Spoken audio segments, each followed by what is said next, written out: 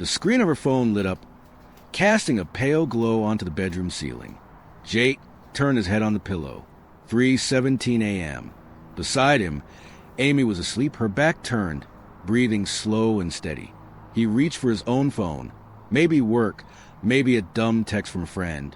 But it was her phone, face up on her nightstand. A message. Unknown. 3:16 a.m. You get home okay? Couldn't sleep. Kept thinking about you. About tonight. Jake froze. The screen went dark again, plunging the room back into shadow, but the words burned behind his eyelids. Unknown. Why wasn't it saved? You get home okay?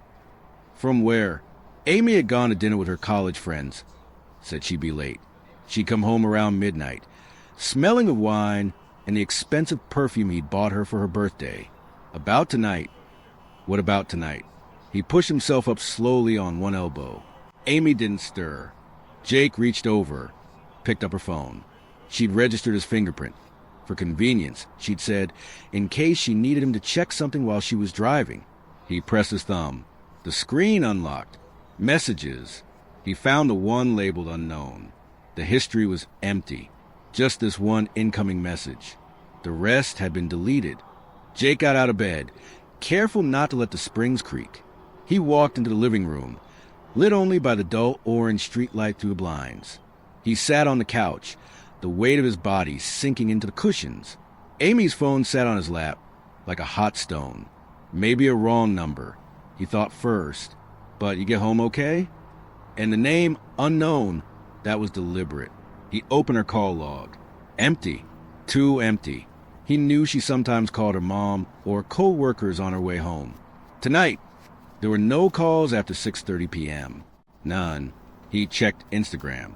Her last post was a photo with her friends at Mario's, posted at 8:15 p.m. Best night with my girls.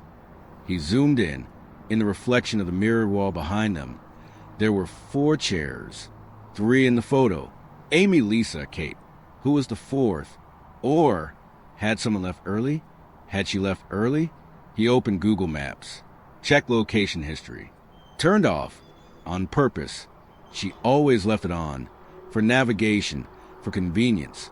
Battery saving, she'd said recently. A month ago, 2, a hollow nausea spread in his stomach, quickly replaced by something cold and solid. He opened her email. Work, nothing. Personal, nothing suspicious. He logged into their bank app. He knew her password for emergencies. Checked the card statement.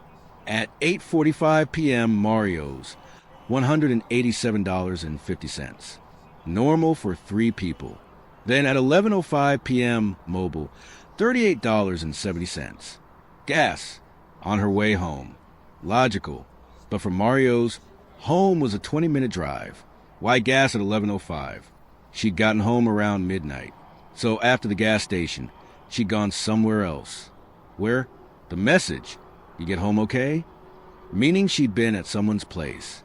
Or someone had been with her, but she'd gotten gas alone. Hadn't she? He didn't know. Jake stood, paced. His hand shook slightly. He went back to the bedroom. Amy was still asleep. He looked at her purse on the chair by the window, carried it quietly to the living room. Wallet, keys, powder, lipstick, a pack of tissues, and a small, crumpled receipt. Not from Mario's. Not from the gas station. Mini Mart on the corner. Time, 11:42 p.m. Purchase, bottled water, 1.5L, gum pack. Total, $4.25. The address, he knew that neighborhood. Nowhere near the route home. The other side of town. Near the park they'd walked in last summer. Why would she go there at 11:42 p.m.? For water and gum? There were 24-hour stores everywhere near their place. He sat, pressed his hands to his face. The pieces fit. Dinner with friends, but maybe not the whole time. Deleted call logs and messages. Location off. Gas at a weird time. A receipt from a store in the wrong part of town late at night. And that text, kept thinking about you. About tonight. This wasn't a mistake. Not a coincidence. It was real. Cheating. The word echoed in his head, heavy and final. Anger flared, but stronger than that was a dread. The realization that his life, his certainty, his 7-year marriage had just collapsed like a house of cards. He didn't know how long he sat there. Dawn crept in through the windows. He heard Amy shift in bed, then footsteps. She walked into the living room, stretching sleepily in her t-shirt and shorts. When she saw him, sitting on the couch with her phone and the crumpled receipt, she froze. "Amy!" Her voice was rough with sleep, but there was a crack in it. "What? Why are you up?" Jake looked up at her, didn't speak, just stared. She saw the phone in his hand. Her face changed. Sleepiness gone, replaced by something guarded, almost fearful. "What's wrong?" she asked too quickly. "Who is this?" His voice was flat, unfamiliar. He held up the phone, showing the message from unknown. He'd screenshot it. She went pale, lips pressed tight. I don't know. Wrong number, probably. The history's empty, Amy. Everything's deleted." He nodded at the phone. "Calls deleted. Location off. Why?" "Battery," she started, but he cut her off. "Don't lie." He stood. "You weren't just with your friends. You can come straight home." He held out the mini-mart receipt. "Why were you at this store at midnight?" She looked at the receipt, then at him. Panic flickered in her eyes. I needed air. After dinner, I drove to the park, just to sit." "Alone?" "At midnight." His voice wavered. "And someone texts you at 3 a.m. You get home okay?" "Kept thinking about you." "About tonight?"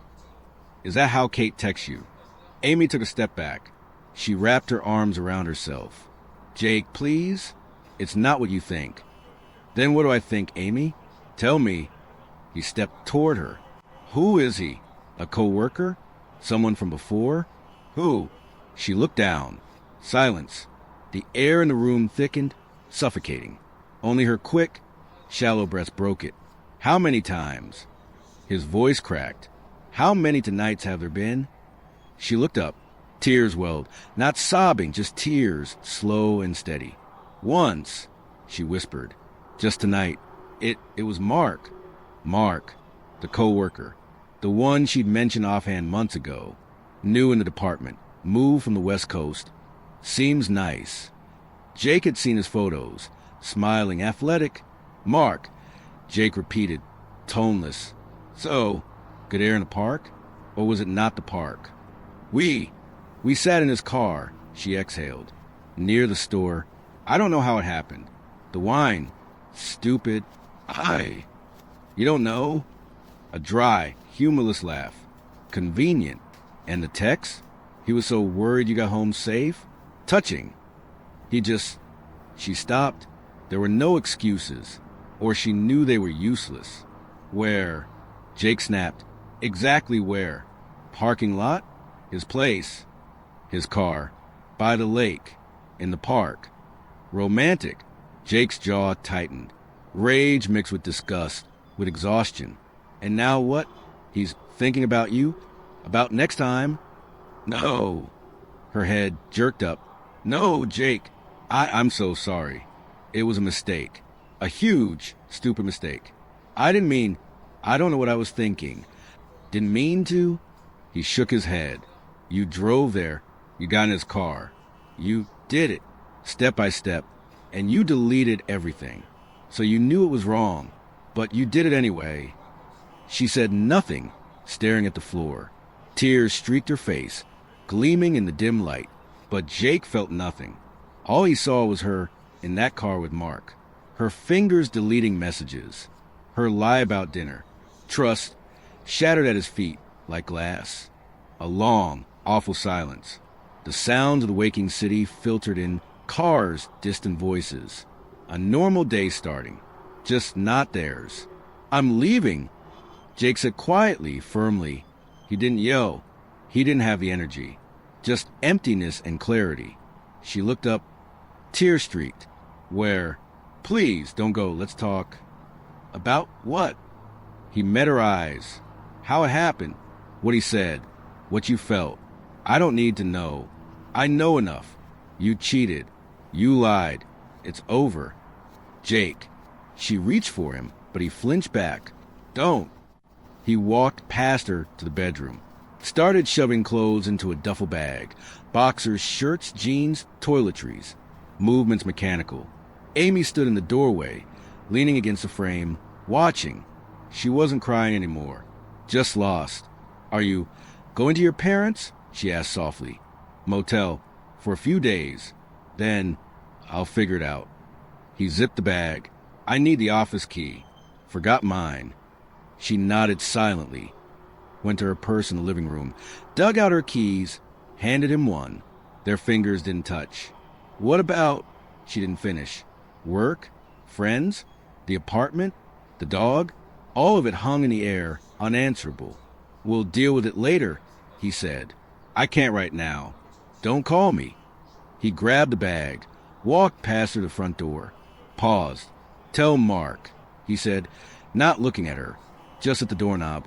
"You got home fine. No problem." He opened the door and left without turning back. It clicked shut behind him, in the hallway. Amy stood frozen, the key still in her outstretched hand, staring at the closed door. The city noise outside was suddenly too loud, too foreign. The kitchen clock ticked, counting seconds in a new, broken reality. She slid down the wall to the floor, covered her face. The apartment was silent now, ringing like the aftermath of an explosion. The rest of the day had only just begun.